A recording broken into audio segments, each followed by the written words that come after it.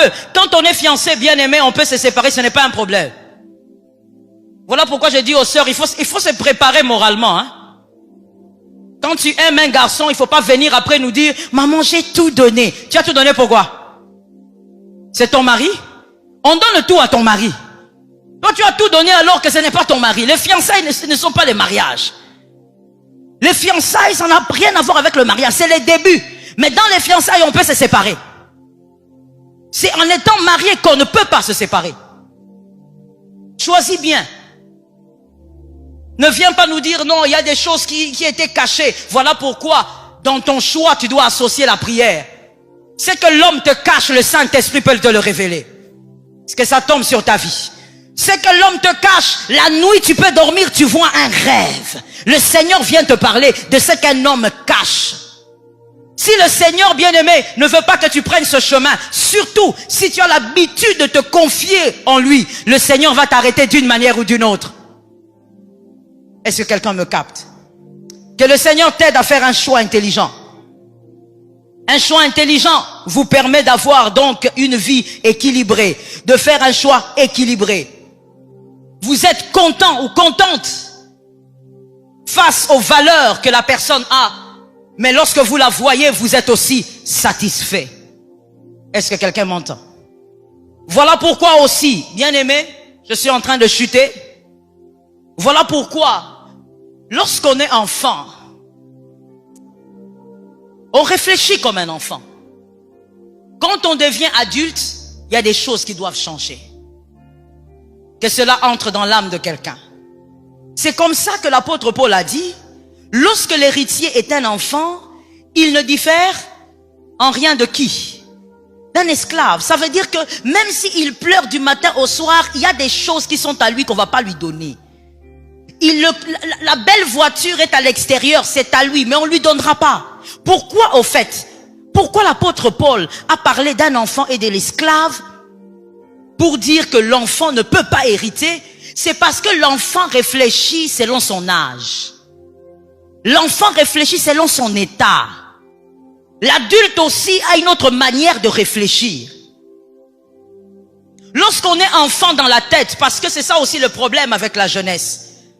Tu peux avoir 40 ans, tu peux avoir 35 ans, tu peux avoir 22 ans. Mais dans ta tête, si tu es un gamin, tu es un gamin. Un gamin mais qui porte le pantalon, qui parle, mais tu es un gamin dans la tête.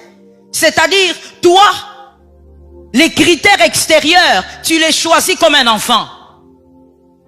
Écoutez un peu ces genres de critères. Non, mais je vous laisse libre. Hein. Je ne dis pas que vous devez changer d'avis, mais je vous fais seulement réfléchir. Un enfant, c'est celui qui dit, moi, vous savez, j'avais un fils spirituel comme ça, qui me disait, maman, ngaka metiola. Maman, moi, je ne peux pas épouser une femme qui n'est pas métissée. Non. Vous voyez les critères des enfants? C'est l'enfantillage. C'est celui qui pense que le mariage est un jeu. Celui qui dit non, non, non, moi il faut seulement une femme sombre. Est-ce que tu comprends ce que tu dis? Est-ce que tu comprends les enjeux? Est-ce que tu comprends de quoi il s'agit? Il ne s'agit pas de se limiter à la peau. Il ne s'agit pas de se limiter à la taille. Il s'agit d'une destinée qui est en jeu. Et ce qui est triste, c'est d'abord ta propre destinée qui est en jeu. La personne qui te permettra d'accomplir la volonté de Dieu. Cette personne-là, qu'elle soit sombre, qu'elle soit claire, qu'elle soit je ne sais pas comment, si c'est elle la personne, et si elle a les valeurs du Seigneur en elle, frère, réfléchis bien. Ma sœur, réfléchis bien. Ne fais pas un choix à cause des regards des hommes. Ça aussi, c'est la jeunesse. Vous choisissez pour que les autres acclament votre choix. Monsieur, votre femme, elle sera à vous. Ce n'est pas la femme du monde entier. Vous n'avez pas besoin que votre femme soit la plus belle du département. Non, moi je veux seulement celle-là. Pourquoi tu veux seulement celle-là? Parce que tu as des choix d'enfant. Tu es un enfant mais en pantalon. Tu es une fillette mais tu as 25 ans. Mais tu es une fillette. Dans la tête tu es une fillette. Tes choix sont les choix des enfants. Voilà pourquoi Dieu ne donne pas l'héritage.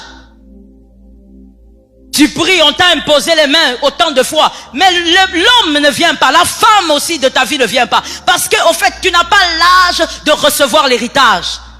Dans ta tête, tu es un gamin. Tu as des choix qu'un homme adulte ne peut pas faire. Tu as des critères qu'un homme adulte ne peut pas faire. Vous savez, quand j'étais enfant, je ne pouvais pas avoir sur ma table les légumes, le poisson. Jamais. Quand ma mère insistait, je courais vers celui qui était l'intercesseur. C'était mon père. Mon père qui dit non, non, non, non, laissez-la. Et moi je suis contente. Je me réjouis. Je fais des mois et des mois, des années même. Je mange que la viande. On m'a même surnommé carnivore. J'étais contente. Tant que papa était là. C'est bon. Mais lorsqu'on a grandi et qu'on a compris les méfaits de la viande, personne ne m'a demandé d'arrêter. Moi-même. Dès que je vois ça, j'ai l'impression que vous voulez me faire du mal. Lorsqu'on grandit, les choix, les critères se modifient. Pourquoi? À cause des informations qu'on a. À cause des nouvelles informations, les choix se modifient. Les choix sont modélés. Parce qu'on a des nouvelles informations. Je dis à quelqu'un au nom de Jésus, ne sois pas un gamin en pantalon. Ne sois pas une fillette à 25 ans, à 22 ans, à 18 ans. Que les informations que les hommes de Dieu te donnent, et même dans ces séminaires, fassent un peu grandir ta façon de voir la vie, de voir le mariage, de voir l'homme de ta vie, de voir la femme de ta vie. Que ça change à l'intérieur de toi. Que le Seigneur nous aide. Si votre plaisir visuel n'est pas capable de vous amener à vivre ou à accomplir les promesses de Dieu qui reposent sur votre tête, bien-aimé, oublie ça. Le plaisir visuel, c'est bien. Mais si ce plaisir ne te permettra pas d'accomplir le plan de Dieu, ça ne sert à rien. Vous savez, quand on a des problèmes dans un foyer, quand on a des problèmes dans un mariage, il y a des tiraillements sérieux. On ne voit pas la beauté de la femme. La beauté de l'homme aussi, on ne voit plus. Vous verrez un homme avec une belle femme laisser la femme à la maison partir. Je veux prendre de l'air. Pourquoi? Parce que ça ne va pas. On oublie même qu'on a une belle femme devant soi. On oublie que l'homme est beau. Il t'énerve tellement que tu as envie de disparaître. Il faut voir au-delà du physique. Il faut voir au-delà de l'aspect extérieur. Ne vous faites pas piéger par le diable. Ne me dis pas, maman, je vais épouser cette fille. Elle me coupe le souffle. Elle te coupe le souffle? Je parle au frère. Elle te coupe le souffle. Dans le mariage, elle va te couper la respiration. Elle te coupe le souffle. Dans le mariage, tu ne vas plus respirer. C'est-à-dire, tu vas agoniser. Tellement que, tu sais, une fois j'ai observé, un couple m'a appelé, il me dit, maman, viens un peu ici, si tu ne viens pas. J'ai dit, c'est bon, calmez-vous. J'arrive là. La femme est assise, l'homme est là devant la femme. Comme il ne peut pas la toucher, il ne peut pas la gifler, il est en train de gonfler comme un lion. Je dis, hey, papa, tu as un démon ou bien? Calme-toi. Il est tellement monté, tellement en colère. Mais c'est cette femme-là qui coupait le souffle.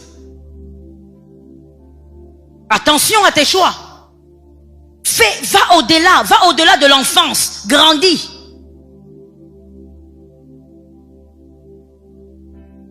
Que le Seigneur nous fasse grâce. Je finis en te disant, voici comment tu dois faire ton choix. Je le dis rapidement, puisque je n'ai plus le temps. N'oublie pas que le mariage est un amplificateur de ta destinée. Et donc, épouse un adorateur de ton Dieu. Ça fait partie des premières valeurs. Épouse celui qui adore ton Dieu. Qui n'adore pas ton Dieu parce que il veut se marier, elle veut se marier. Qui adore ton Dieu parce que tu l'as trouvé en train d'adorer ton Dieu.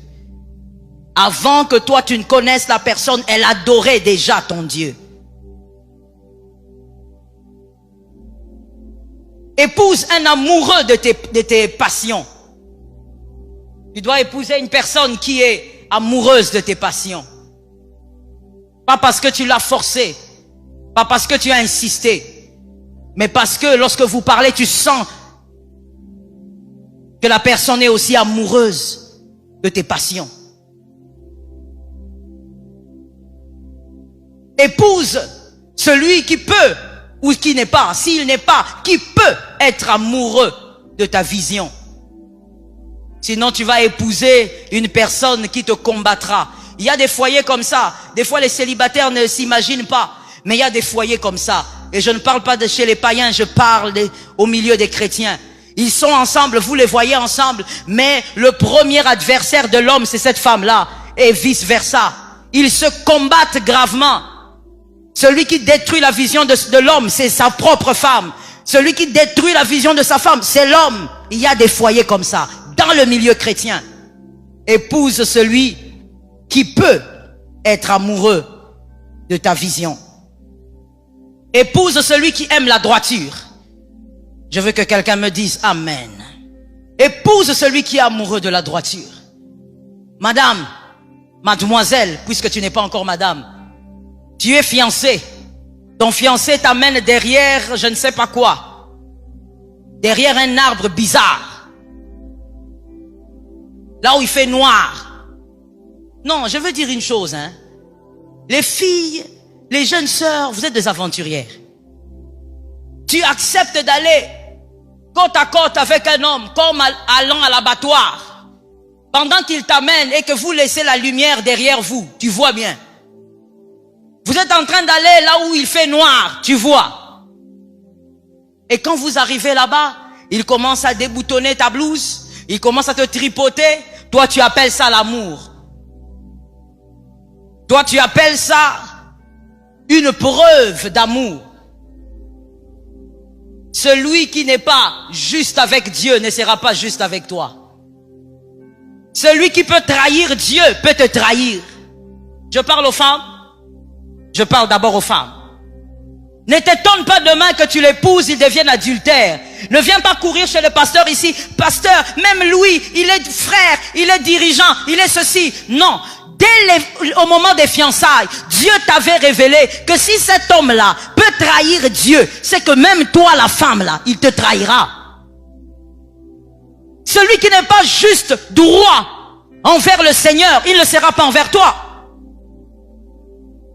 Celui qui t'amène derrière ces buissons-là, celui qui t'amène derrière ces arbres, toujours pour te tripoter, et tu trouves ça normal. Et ce qui est choquant encore aujourd'hui, je le disais à une sœur il y a quelques mois, c'est tellement décevant, mais nous comprenons, quand nous lisons la parole de Dieu, nous comprenons que nous sommes évidemment à cette époque où les hommes sont devenus tellement pervers. Aujourd'hui, ça ne dit plus rien aux filles. Que tu sois tripoté par 5 hommes, 6 hommes, ça ne dit rien. Elles trouvent que c'est rien du tout. C'est une histoire qui est passée, c'est arrivé, c'est arrivé.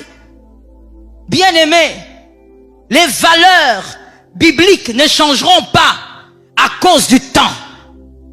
Les valeurs bibliques ne changeront pas à cause de l'époque. Les valeurs bibliques restent. Il n'est pas normal que toi, une femme célibataire, tu sois tripotée par 15 hommes, par 20 hommes, par 20, je ne sais combien. Ce n'est pas normal. Comment veux-tu épouser un homme qui t'a tripoté et il te dit même que je vais t'épouser? C'est moi qui sera ton mari. Où est le problème? On peut commencer maintenant. Tu n'as rien compris. Tu acceptes et puis tu dis oui, c'est vrai. D'ailleurs, c'est toi qui vas m'épouser. Il te trahira aussi. Celui qui a trahi plus grand que toi te trahira. Il a trahi Dieu, il te trahira. Monsieur, je viens à vous. Pendant que tu te plais dans le péché, pendant que tu te plais dans des choses que le Seigneur n'agrée pas, tu es en train de détruire les choses les plus précieuses que Dieu t'a données. Je m'explique. Et aidez-moi, j'ai déjà débordé, donc aidez-moi à dire ça rapidement. Lorsque vous êtes en plein péché, on est au milieu des jeunes, donc je me permets de parler, n'est-ce pas? Lorsque vous êtes en plein péché, je parle aux messieurs, et que vous êtes en train de tripoter la poitrine de cette sœur-là, pendant ce temps-là, vous êtes en train de pratiquer la repentance? C'était une question. Vous ne pratiquez pas la repentance, n'est-ce pas? Vous êtes en train de pécher. Donc pendant ce temps-là, le diable, comme la Bible dit, le voleur, il vient, il vole, il détruit, il égorge. Quand toi tu touches la poitrine de cette fille, le voleur est en train de voler. Mais regardez maintenant la particularité de ce voleur-là. Le voleur-là, qui est le diable, ne vole pas n'importe quoi. Voilà pourquoi même quand il est parti parler à Ève, il n'est pas allé dire à Ève n'importe quoi. Il a convaincu Ève pour qu'elle amène le monde entier dans le chaos. Lorsque le diable vient te voler, il va te voler les choses les plus précieuses que Dieu t'a données. Certaines choses même que tu ne connais pas, le diable va te les voler.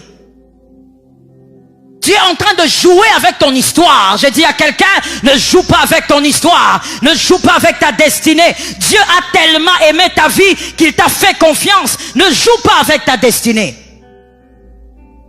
Aime la droiture. Épouse celui qui aime la droiture. Même lorsqu'il est en train de résister au péché, il te dit, prie avec moi. Prie pour moi. Je dois vaincre ce péché. Mais que cette personne aime la droiture. Que le Seigneur nous fasse grâce. Épouse enfin une personne que tu aimes. Ne va pas épouser quelqu'un que tu n'aimes pas. Même si la personne a des très belles valeurs, même si la personne est extérieurement correcte, mais si tu ne l'aimes pas, laisse cette personne-là. Laisse-la, il y a quelqu'un qui va l'aimer, qui va la rencontrer. Ne joue pas avec le cœur de l'autre. Ne va pas gâcher le cœur de l'autre.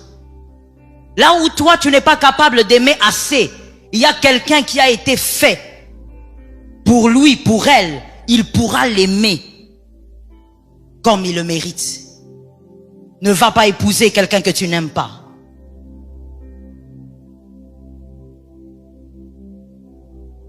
Ne vous mariez jamais par contrainte, je l'ai dit. Ne vous mariez jamais par contrainte. Ça va restreindre votre champ de gloire. Et pourtant, ton champ de gloire est puissant. Ton champ de gloire est grand. Ton champ de gloire est attendu par plusieurs. Tu ne béniras pas que les hommes dans cette assemblée, mais tu béniras les hommes dans le monde. Ah, celui qui a dit amen pour le premier, au fait, il a reçu la grâce. Il ne faut pas rêver dans la présence de Dieu. Quand l'onction se dégage, il ne faut pas rêver. Ton champ de gloire va bénir plusieurs qui viendront récolter la grâce. Tu es tellement précieux pour Dieu et les anges savent que tu es précieux. Mais si tu ne donnes pas la valeur à ta destinée, c'est parce que tu limites ta vie au pantalon que tu as porté. Tu limites ta vie à la chemise que tu as portée, à la jupe que tu as portée. Ça, ce n'est pas toi.